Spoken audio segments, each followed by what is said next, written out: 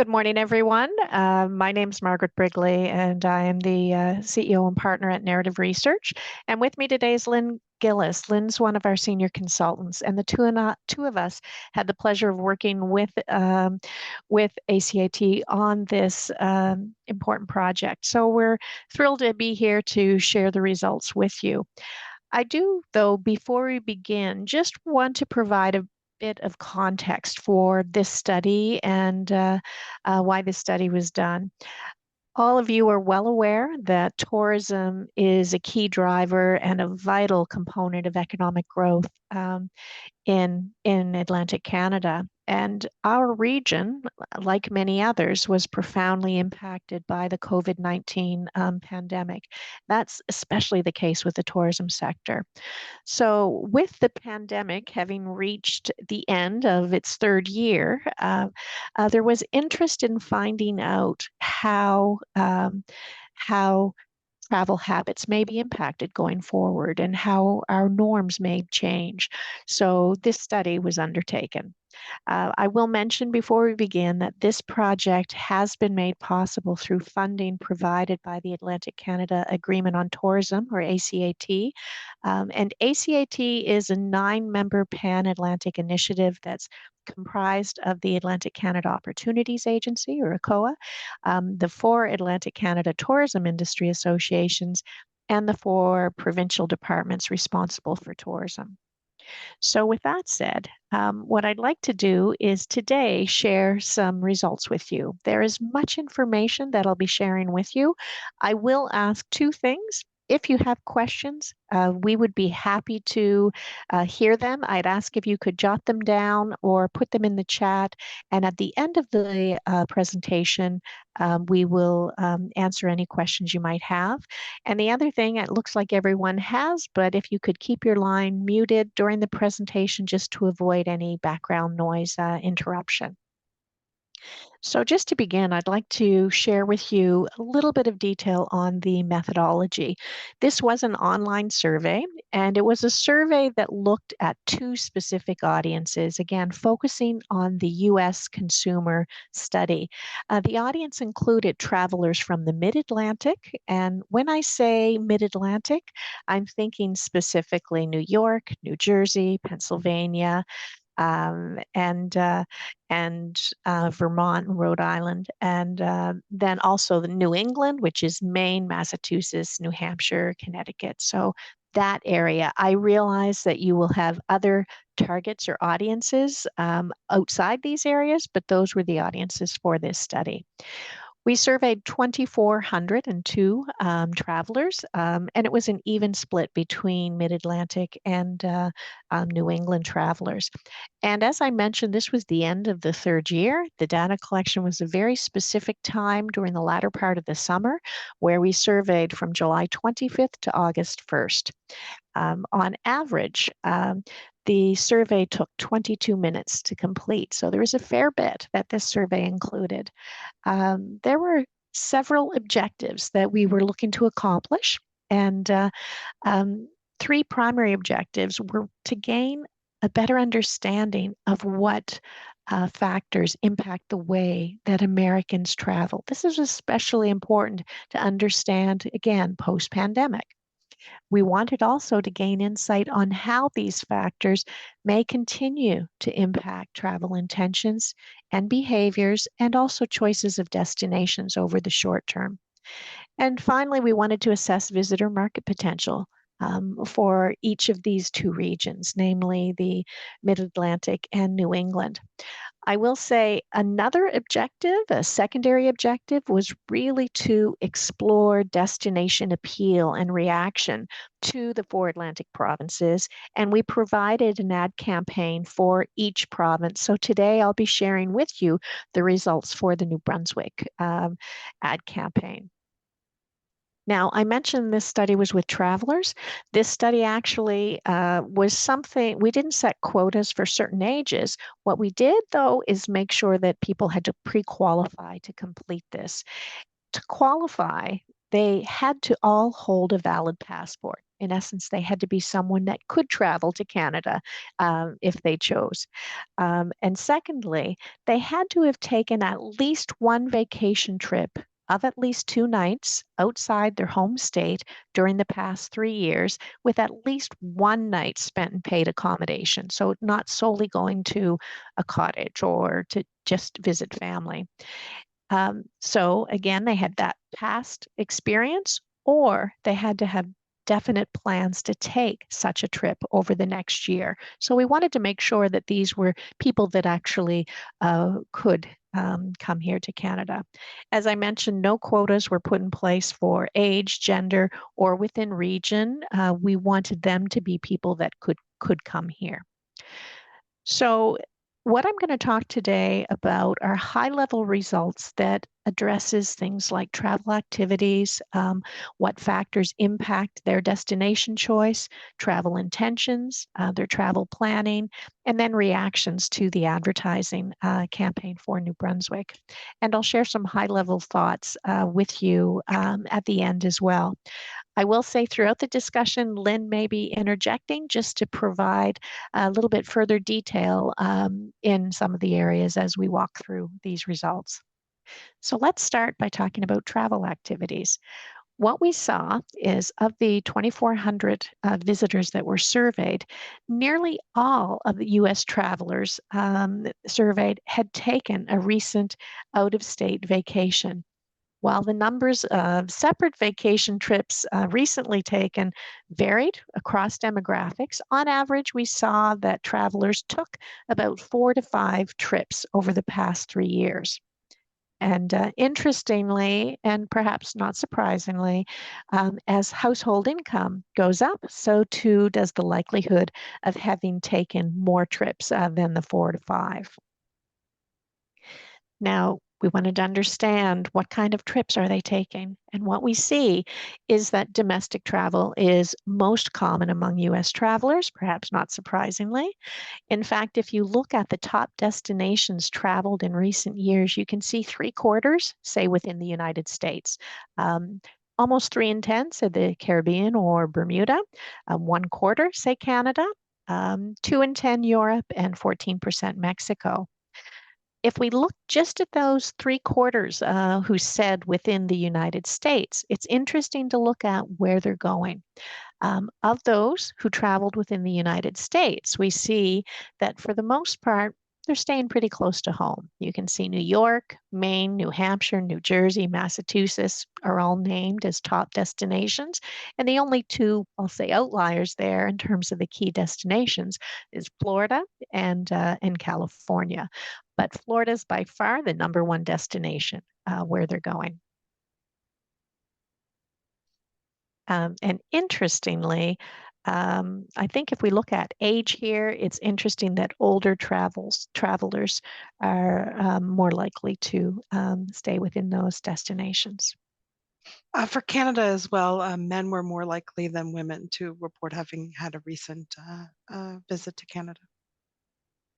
So let's look at Canada in particular. So as I mentioned, 1/4 of US travelers have visited Canada in the past 3 years. And here we see that Ontario and Quebec are by far the most visited Canadian destination. In fact, we had 44% say that they visited Ontario, 37% say they visited Quebec. And that even varies depending on region. If you look at Ontario, for instance, within the Mid-Atlantic, 52% said they visited Ontario, and in New England, 33% visited Ontario. You flip that and look at Quebec, and you see that 33% from the Mid-Atlantic visited Quebec and 45% visited New England. So proximity makes a difference there. But if we look at Canada here, special point here is what percent of those in recent years have actually visited the Atlantic region? And you can see here that it varies, but 13% have visited New Brunswick in the past 3 years, and that's consistent with the percentage that said they visited Nova Scotia. Less so for Newfoundland and Labrador or for PEI.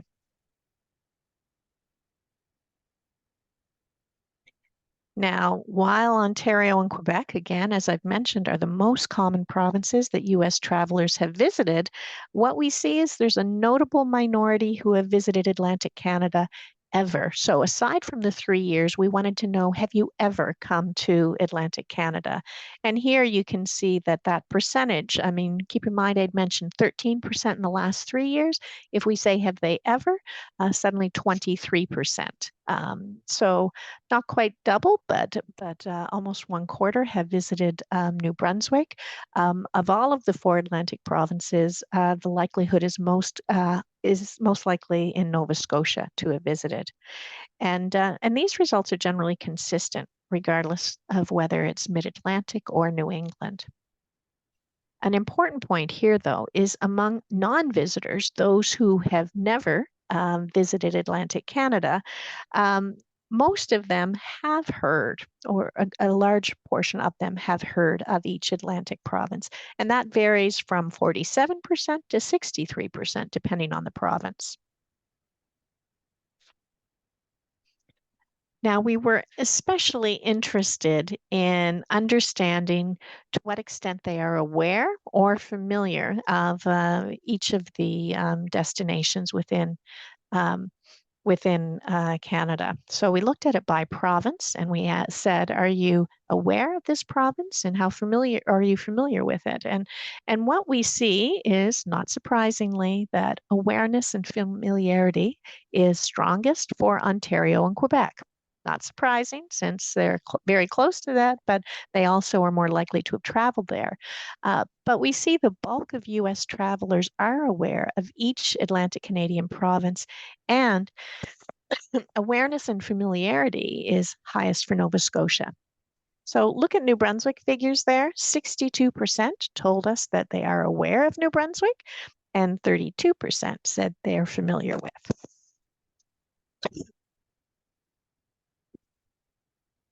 Excuse me. Now, we wanted to know if someone expressed some level of familiarity with New Brunswick, what would they expect to find if they visited? And what we saw is that nature, the ocean front, and sightseeing are what are listed at top of mind as key expectations of what to see and do in New Brunswick. Lynn, I'm going to ask you to read through these quotes if you could, as I pop them up Yeah, here. sure. Beautiful scenery, great place for camping and hunting, fishing as well. Great, very picturesque, and the very definition of quaint. My wife and I love New Brunswick for the bed and breakfasts. Drink craft beer and see a lighthouse. Ocean activities, drive, fish, see farmland, visit villages and cities, shop, enjoy great food. I would go there and explore, take nature walks to photograph the wildlife, and have real maple syrup.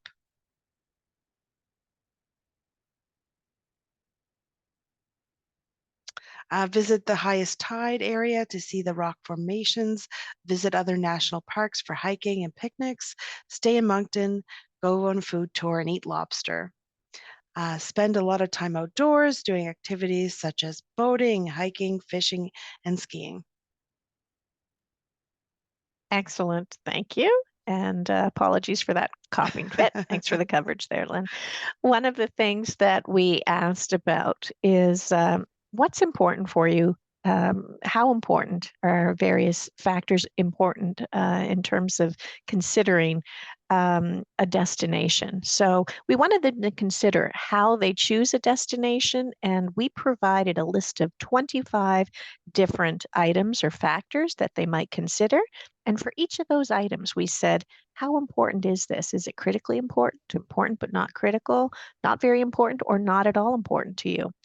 And of all of those 25 items, what we saw is that there were clearly 10 items that were deemed most critically important when they're choosing a destination. And while a wide range are important, in fact, most of them have some level of importance, we really honed in on the critical importance. And what we saw is that safety is deemed most critical. So if we look at the 10 factors that were most critically important when choosing a pleasure trip destination, this again is the percentage that said critically important. You can see how top of mind safety is. So 80% said it's critically important that it's a safe place to visit. And as you look at all of these, keep in mind that these should be things that are reflected in any kind of key messaging potentially. And if it is a potential differentiator for you or your area or your company, then it's important to assign what is or align with what is so important. So 2/3 said it's critically important that it's a place I can enjoy when I travel with friends and family. Similarly, a place that allows me to de-stress, a place with a lot of great things to see and do. 62% said offers good money for or good value for money. And the other 5 factors that bottom out those top 10 critically important is beautiful outdoor scenery and landscapes, having people that are friendly and welcoming, great dining, local dining and culinary experiences, a place for exploring and soaking in the atmosphere. And half said a place that offers a real, authentic experience. So, items, for instance, of those 25 that were less critically important, although not important, were things like nightlife or amusement parks. So these are the factors that really stood out as being most critically important. Now, before we showed them any advertisement for any location, we wanted to understand uh, if they, what their intentions were rather to visit a destination within the next 2 years. And we specifically looked at 4 different markets: United States, Europe, Canada, and Mexico. And we wanted to find out, just how likely are you to actually consider traveling to this destination? A lot of information is on this screen, but for each of these market areas, we ask them, do you have no interest? Have you never thought of it? Are you dreaming about visiting or returning? Seriously considering visiting or returning? And then I'll say the 4 blues are what I would call active planning. They're actually gathering information, planning an itinerary, they're currently making arrangements, or they've already booked it. So when you look at the colors, a few things to point out here that are really important is the green is they haven't shut that down or shut off that idea as a place where they might like to go. But the blue is what's most important, obviously, because it is a net active planning. They're actually taking action to consider travel to that destination. And the gray, by contrast, would be where there is little to no interest. So importantly, when we look at Canada, there is just 2 in 10 who I'll say rule it out, and it's not on the radar at all. And you can see here that almost 6 in 10 have said that they're either dreaming about it or would seriously consider visiting or returning. And we've got 2 in 10 who are in that net active planning stage. Now, we also asked again, when you look at those travel intentions and just focus solely at Canada, 1/2 of travelers have either already booked or plan to book a trip within the US in the next 2 years.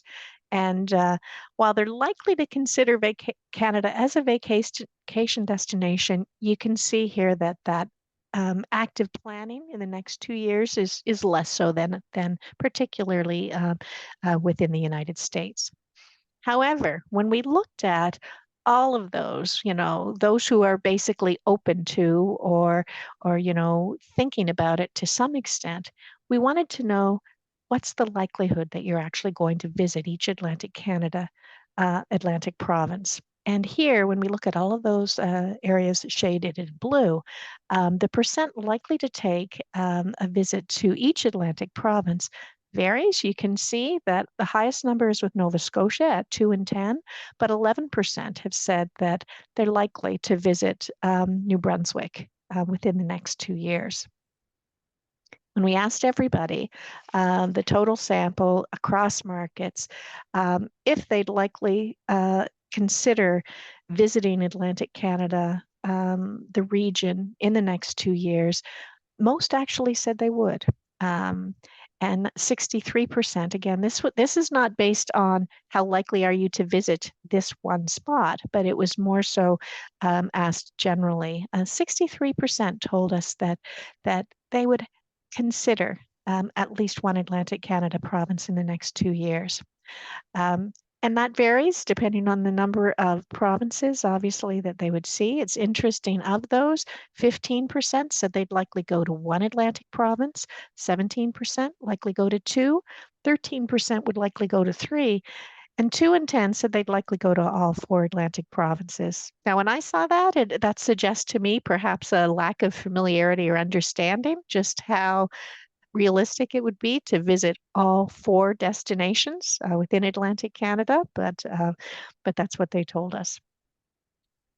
Now, we also wanted to understand before we showed them any ads, uh, a little more about their future travel intentions. And you can see we asked them in the future whether or not, and this is just in the coming year rather, whether or not they're going to take more, the same number, fewer trips, or not at all take these kind of trips. And we asked them about 6 different types of trips: short trips of 1 to 2 nights, longer trips of 3 or more nights, trips within your state, trips outside your state, but within Canada, trips to Canada, but within the United States, I'm sorry, trips to Canada, and trips beyond the US and Canada. And importantly, here you can see that this is where we've got 55% say that they are likely to take the same number of trips or more trips to Canada within the coming year.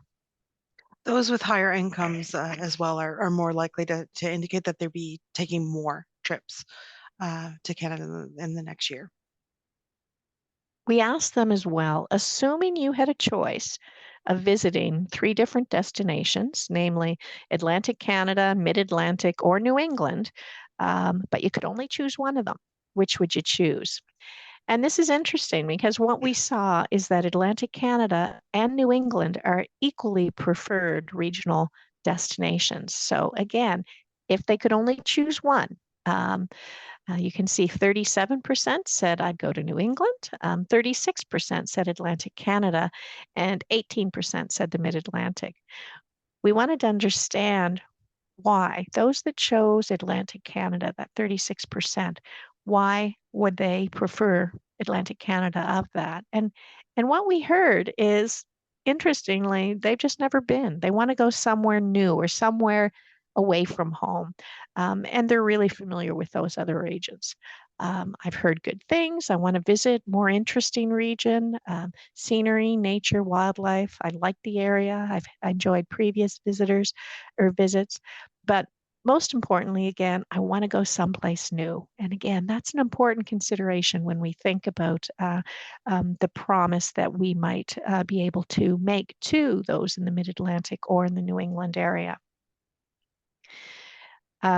When we think about travel planning, we see that June to September are considered peak travel months for an Atlantic Canada vacation, with potential visitors expecting the planning cycle to last several months. So they told us that the preferred travel months for them is June, July, August, and September. And the pleasure trip planning cycle, when you look at that, there are a couple of key points here. I mean, New Brunswick's the first column on the left. You can see that reflects those preferred travel months. One thing that pops out to me quite notably is the fact that it's very consistent regardless of which Atlantic province they're really speaking of, not surprisingly.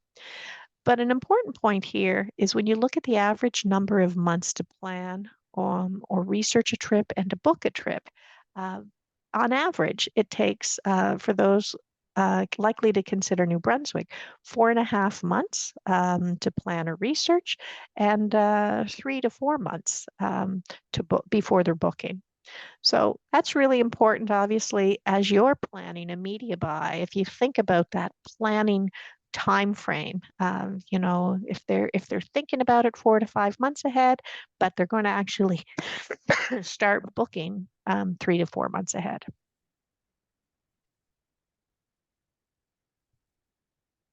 So we also wanted to know, aside from where when they plan, where do they get their information? And we saw here that travel-related websites and review sites are the key sources for information when you're considering an Atlantic Canadian vacation. Travel websites like Expedia and Travelocity, that's top of mind. 62% mentioned that. Online review sites are also incredibly important. Destination websites listed by 38%. Also, social media, whether it be Facebook, Instagram, TikTok, etc. And 1/3 said they're looking for advice or they rely on the advice of friends or family and word of mouth. So you can see here that we really, there's multiple key sources used when they're gathering that information. Also, an important point here is we ask them um, if they were to go to Atlantic Canada, how would they expect to travel there?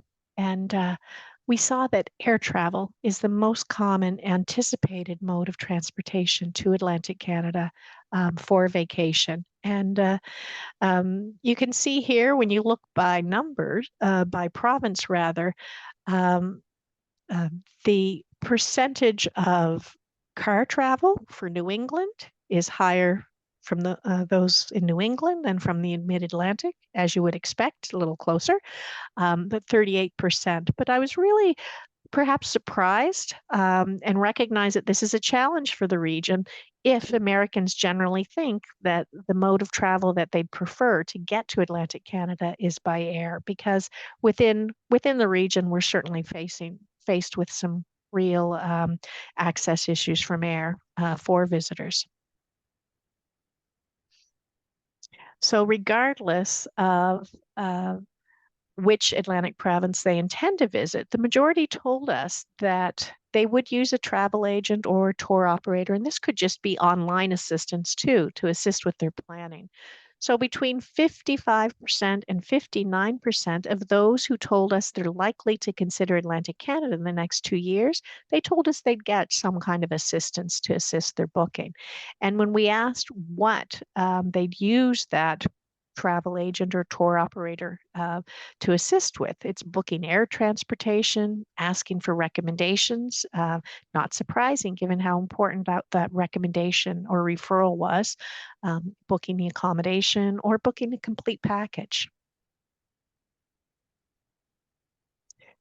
One of the things we looked at in each of the markets is what's the market potential? And this looks quite amazing when you see the market potential for New Brunswick visitation across both markets.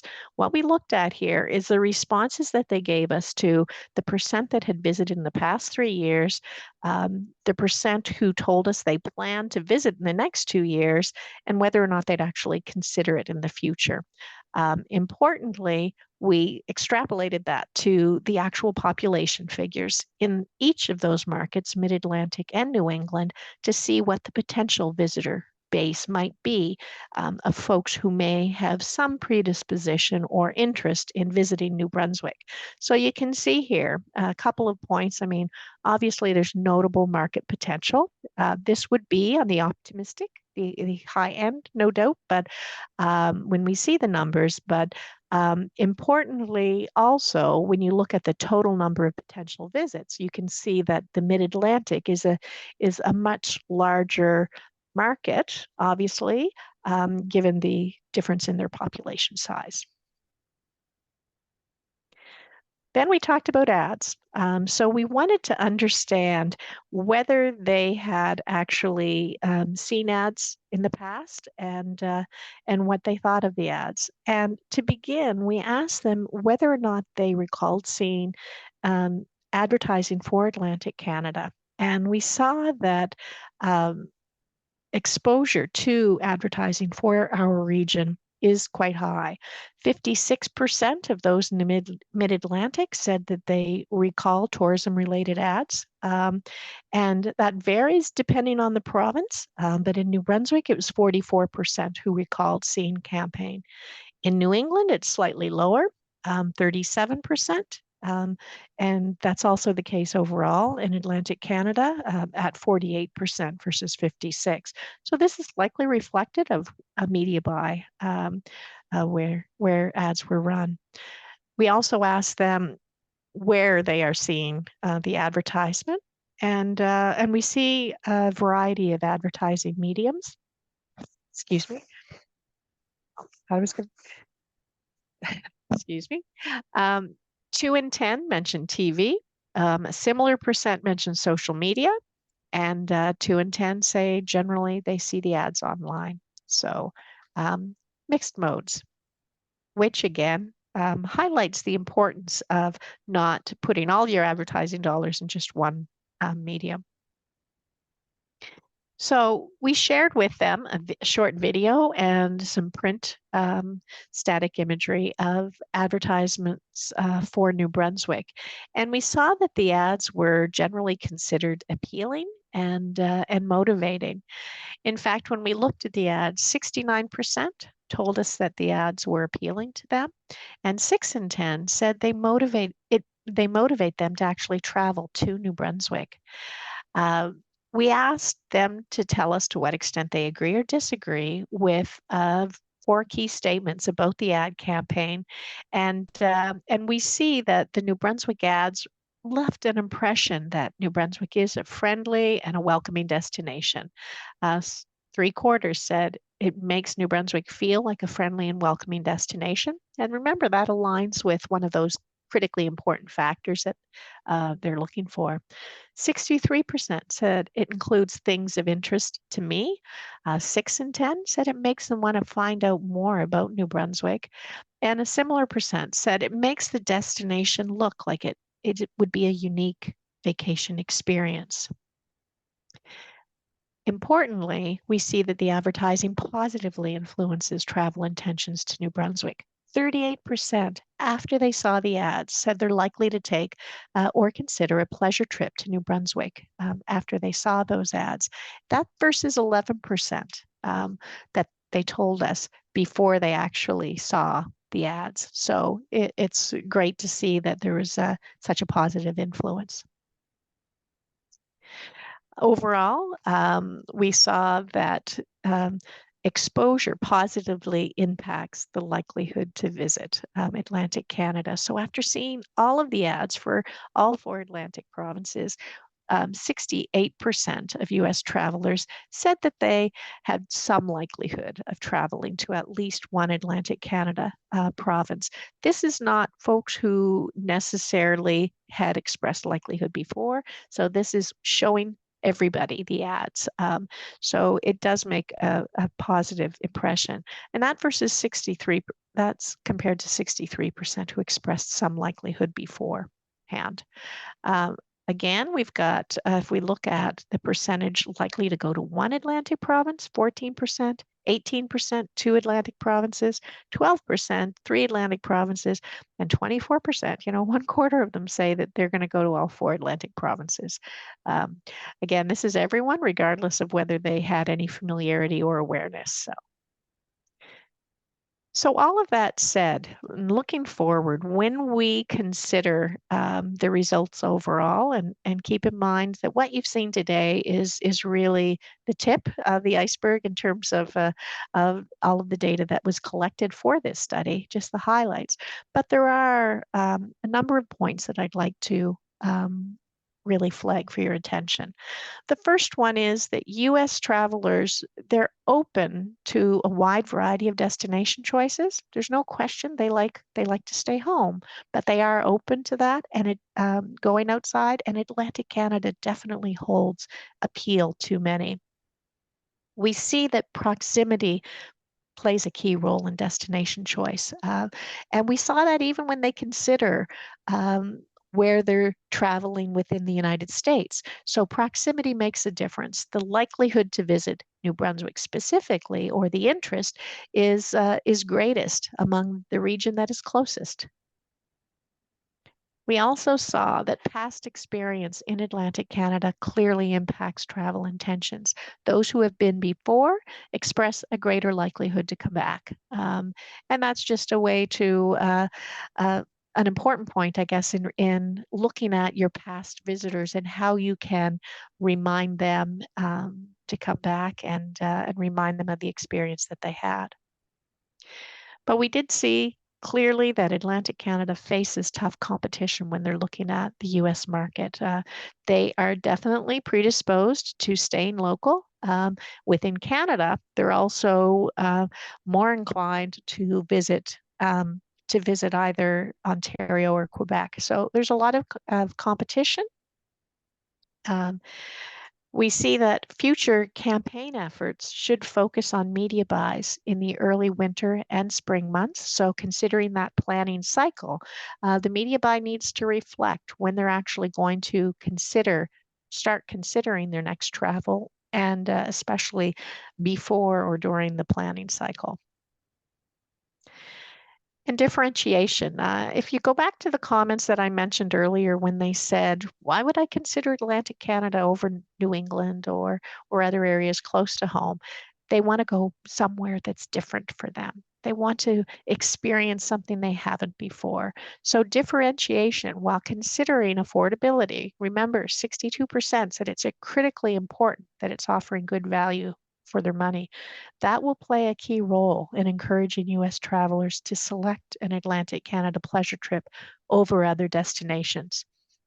We did not explore or ask about understanding of the currency right now, but there's a real advantage when you look at the Canadian dollar and the exchange rate right now that could certainly impact affordability, and we can't lose sight of that.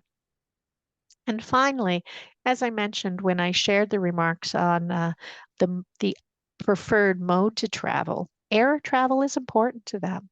And it's really important that air travel access solutions are developed and introduced within our region to meet the US travelers' needs. So it's an important mode for them.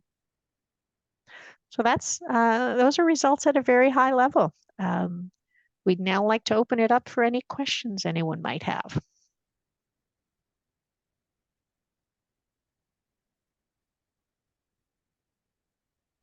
And you can simply shout out or put it in a chat as well. Okay. Um, Margaret, in regards to, you mentioned males traveling from the US, is that because of sports initiatives? Well, we didn't ask what specific initiatives. It's in fact the visitors overall. Lynn, if you could pull up the actual gender breakdown, I believe we had a pretty good split overall of male female. Um, but we did No, not ask we about skewed, sporting events. we did skew women, 62% versus 36% men for the survey, but we didn't ask them specifically the nature of their last visit to Canada, why they came in for. Okay. Any other questions? I have a quick question on some of the source of information. So is like, what do you use to find what you want to do in the destination you want to go to? Travel websites, things like that. Social media at number 4 at 36%. Has that gone up year over year or over the last few years? I'm just trying to understand if we're seeing any major differences in that list. Obviously, travel websites to me is going to be probably pretty consistent, but has that taken hits over time? I know in other research that we have done, we've really seen how important referrals are and recommendations, that as people become increasingly dependent on online sources, they're looking for ratings. They're really looking to understand, and that's that ties into social media and the role of influencers now as well. I mean, that's a change. And you But do see a difference between age of visitors when you look at that. So it's the younger visitors that talk, the younger travelers that talk about using social media more so than the older travelers that tend to kind of rely on that advice from friends and family, the traditional kind of word of mouth. Makes sense. Yeah, a lot of this really screams to me like social proof, right? It's getting that recommendation from somebody other than yourself, somebody who you trust in, and then using these as kind of like your proof options and to suggest that this is the right decision. Yeah, and that's especially the case for those who have not been before, right? Which again makes perfect sense. Yeah. Yeah, absolutely. Thank you. Any other comments or surprises, even if it's not a question? I actually had a question around page 19. There was, I believe it was like the potential market outlooks. Yes. Yeah. So previously, like with the survey itself, I know you had said there was a qualifier for like they had to have a passport. When we look at these numbers, is this the general public or is this people with passports again? I believe this, we did not have, the census data does not break it out by those with passport or not. So it would be the general public. Yeah. Gotcha. So that's why I mentioned it's a little more optimistic, perhaps, but. That makes sense. Awesome. Thank you. That's not one of the factors the census collects. Any other questions? An interesting comment. So I'm noting the recall of ads. There we go. That slide right there. So it's interesting to note that I think the places or people who have visited Atlantic Canada, we're on par with Nova Scotia. PEI is lower. Newfoundland is lower. When we look at maybe where they would want to go, I think there's Nova Scotia's higher. There's a couple differences, but I think that this is a little bit of an outlier when it comes to the recall and what we're seeing of advertising from some of the other provinces that maybe don't have the visitation, such as Newfoundland and PEI.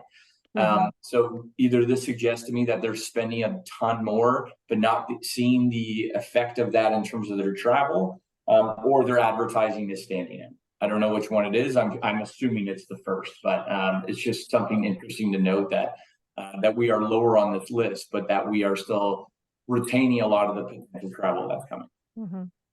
Okay, which when compared to Newfoundland and Labrador, there's no question it would be the ability or the ease of getting there as well. Yeah.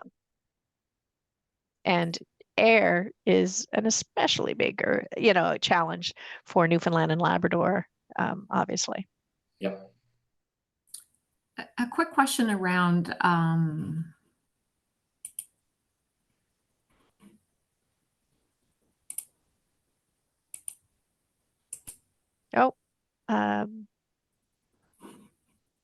sorry, I dropped. I can't hear anything. I just heard a quick question. Yeah, and then... no. Can you hear me now, Margaret? Yeah, sorry. I can. Yeah. It's all me. Is there any additional information around value? We talk value on the currency level, but is there any value whether that will have an extended stay or a preference, or what that value is? Is the value seen as an overall value, or is it specifically to some kind of expense, whether it's hotel or restaurant? Do we have any other breakdown on value? I will tell you, not from this study. I mean, when we looked at the various factors, Lynn, if you have the 25 factors, these were the top 10, but value, what we've heard, what value means in the past with other research that we've done, very much speaks to what you get for what you pay. And it could be everything from the cost of accommodations to the cost to go to a restaurant for food or for excursions. So it is the collective, and it's also if they are looking to get there, if they need to travel there, it's the cost of the flight, it's the cost of the gas. So it's I appreciate that it doesn't give exact details, but it talks of many factors collectively. Okay, thank you.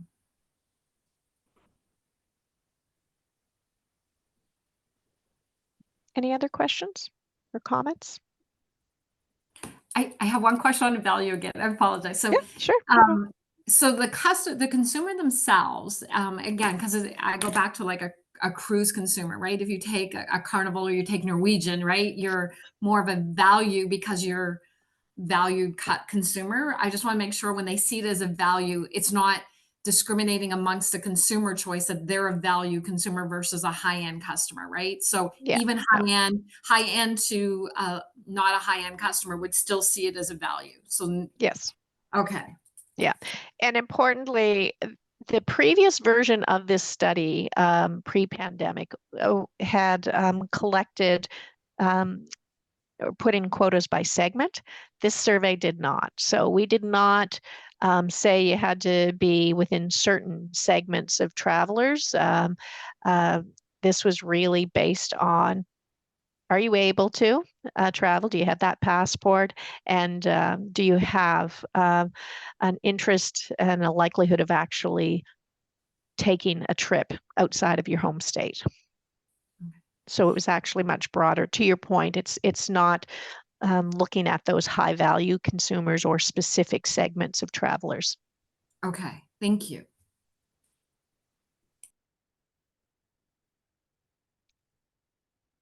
Okay. Colleen, on that note, I'll pass it back to you. Great. Thank you, Margaret. Thanks, Lynn. Appreciate the presentation and all of the great questions. I would like to just remind folks that we will have this presentation and recording posted on ACAT-ERTA.ca in probably about an hour's time. So you can find it there. Thanks again, everyone, for your participation, and I hope you all have a great long weekend. Thank you. You as well. Thank you. Thanks, Thank team. you. Thanks. Bye Thank now. you. Bye now.